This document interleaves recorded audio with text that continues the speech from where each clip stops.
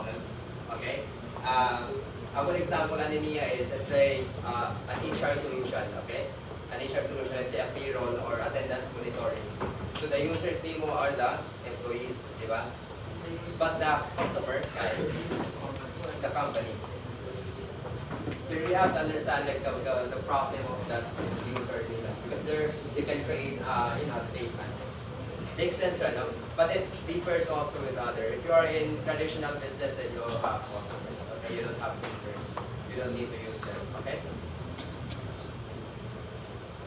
So next meeting is sa inyong presentation is you have to create or define inyong customers.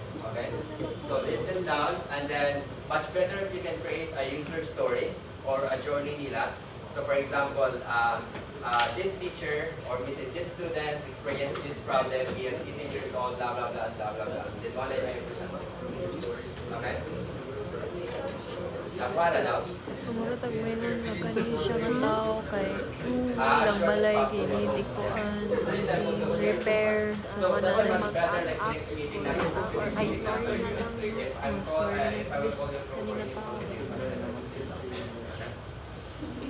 So clear na sa user now. So next is we're gonna define the problem. So this is like almost like the this is always like the challenge sa mga founders nga they have a solution and then they're having hard time to define what are the problems of their solutions. So we have to work on this, okay? So according to this person, a problem well stated is not solved. Okay? So if you're having hard time to say that problem to other people, they don't understand also. I don't know. You cannot relate it, okay? But also you as a founder, if you know that this is a problem, you already think, okay, this is a good solution, and I don't need to validate the solution with other people. And I can show this is a good solution. Okay? So for us to validate the problem, it's really important, especially for the starters, it's really important to validate them with your customers. And how are we going to validate them? Feedback. But first is, we're gonna ask them if they have the same problem. Okay? Simple application of back and forth. And then that's the secret for the business. You have to continue to ask if what you're trying to solve is still a problem. So for us to validate also evaluate the problems, we have to follow this this for you. This will help us understand if the problem we are solving or if the problem is worth solving. Okay? So there are problems, yeah, it can work, but it's not necessary for me. I don't think there's a need for me to find a solution for that problem. Okay? So you have to do that. And so it's simple, so you have to understand if the problem is unworkable, understand also if a problem is unavoidable, urgent, or underserved. Okay? Then once you pass na siya na, i-finish sa inyong idea. So we will finalize sa inyong idea as long as makapasok mo ano. Okay? Or inyong problem kayo makapasok ano sa 4. Okay? Follow na, no? So let's do first the unworkable. Can someone read? Volunteer? Go ahead. Unworkable. If the consequences are costly or painful, then so much better. Examples: broken business process, security risk, consequences, impractical, impossible, or foreign expensive. That's true. So a good example na niya, let's say if there's a breach nga naguba and then you have to fix it. Do you think it's unworkable? Yes. Why? Fragmentation and isolation. No. No, it affects the people, di ba? Especially sa ilang business process nga, especially let's say ang breach of yung makna, di ba? Then, so it's a responsibility for the government to pay just to fix it as soon as possible. Okay, so hindi na sila mag-think okay, we have to do discussions.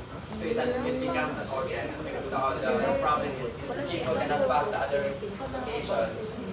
Nag-gets na? So another issue, another problem, another situation is, for example, you're working with GCash or you're working with a bank, okay, and then you are the security guy of that bank. and then it happened in a hack in your platform. And then, sad to say, like, there's no other people sa inyong department or sa inyong company na makafix sa katong issue. What are you going to do? You're gonna find other providers, right? No. And then if the problem is, wala gyapon siya ma-solve, Gcash are willing to pay just to solve this problem because it affects their millions of users. Nakuha, no? So, yeah, make sure that when you think of a problem, it's unworkable, that people are happy to pay for it, okay? And then they're willing to take the risk also if ever hindi siya ma-work. Okay? Nakuha na? Next, we have unavoidable. Can someone? Di maisip. Sorry. Fajardo. Unavoidable. Is the problem so fundamental, you can't avoid it and just have to comply? Examples, taxes, debt or aging, or COVID. Yeah. So if a problem is unavoidable siya, and then that's good, okay? Because people will, there's no other way for them but to pay for it, okay? So, but this one is really hard to find a problem na unavoidable siya for the customers. So, tricky siya sometimes. But again, a good example on this one is taxes, debt or aging, COVID. So let's say if you are working now as a company, of course you cannot say to the taxes the government, right? So even if you feel na problem na siya because that's your hard-earned money and then the government just took it, you have no reason to manage it. So it becomes unavoidable. Okay? Next is urgent. Can someone volunteer?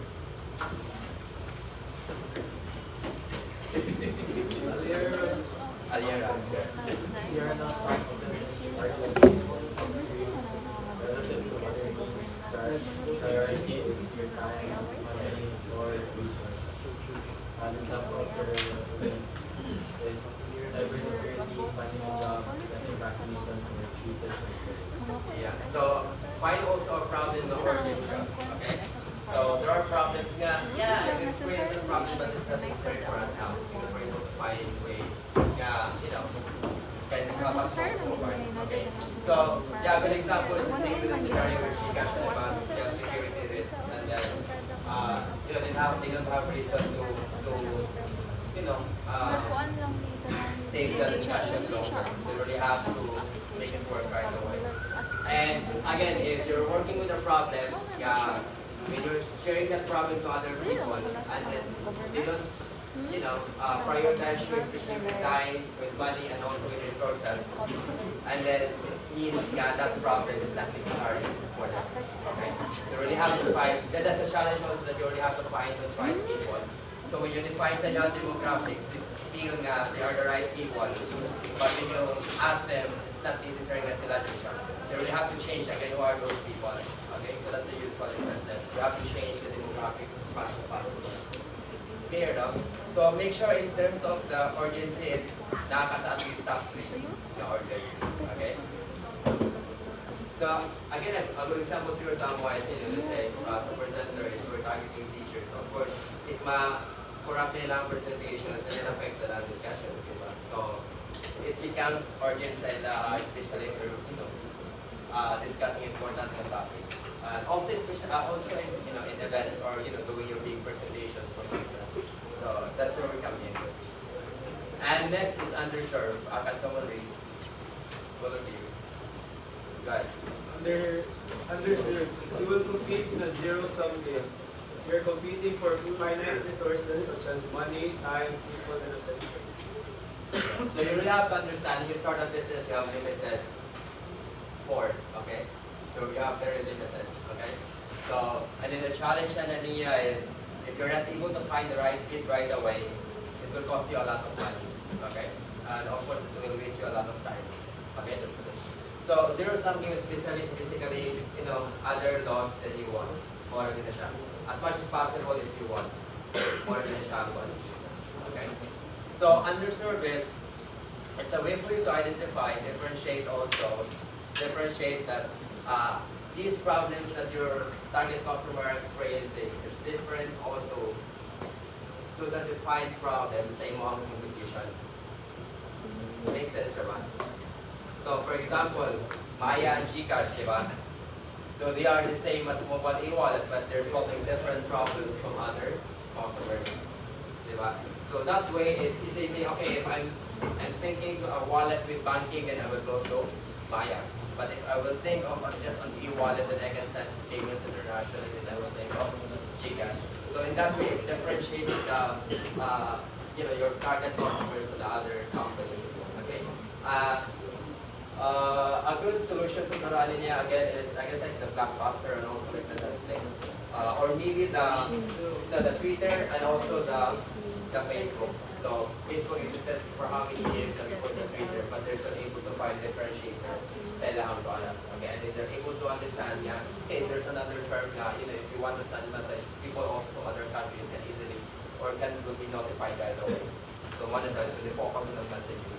So yeah, it's always like a challenge thinking of this underserved. Sometimes it's where bias of the hypothesis that we came up. Okay, and we feel that this is good, but it turns out like in reality it's not. So it's simple.